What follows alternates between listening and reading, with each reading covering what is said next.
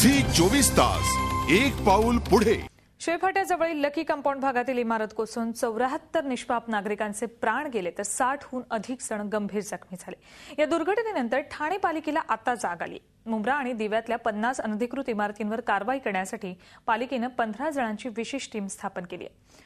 आजपासून या इमारतींवर कारवाईला सुरुवात झाली, पण ही कारवाई गांभीर्याने आणि याआधीच व्हायला हवी होती अशी ठाणेकरांची मागणी आहे। शेळफाटा भागातील लकी कंपाऊंड मधली बिल्डिंग पडल्यानंतर पालिकेला जाग आलेली आहे आणि पालिकेने आज तोडक कारवाई सुरू केलेली आहे।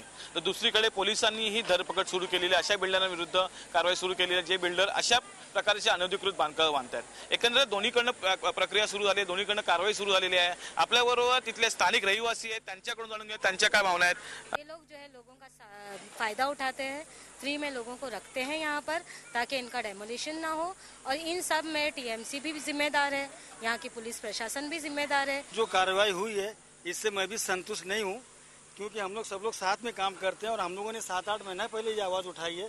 काश कि ये 7-8 महीना पहले आवाज़ उठने के बाद में अगर प्रशासन जाग जाता तो आज ये नौबत नहीं आती थी।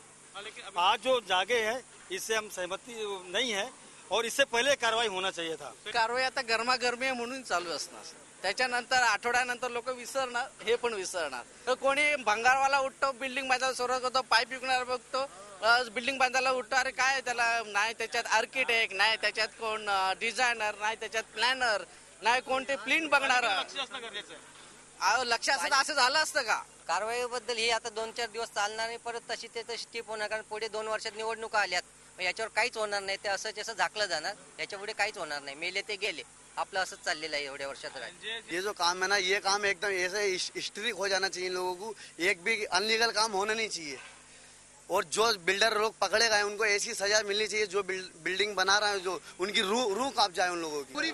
तुम्ही बघितलेलं आहे का एकंदरीतच 2 प्रकार समोर आलेले आहेत का पालिका जी कारवाई सुरू केलेली आहे ती कारवाई खूप लेट सुरू केलेली आहे। याच्या अगोदर कारवाई सुरू केली होती आणि आता फक्त 2 महिने धातून मातून कारवाई करून पुन्हा पालिका शांत बसेल असा आरोपही या लोकांनी केलेला आहे। तर दुसरीकडे एक चांगला हाऊसिंग प्रोजेक्ट, हाऊसिंग योजना मुंब्रा किंवा दिवा वासियांसाठी केली पाहिजे अशी मागणीही होते।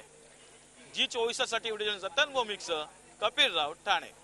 झी 24 तास एक पाऊल पुढे।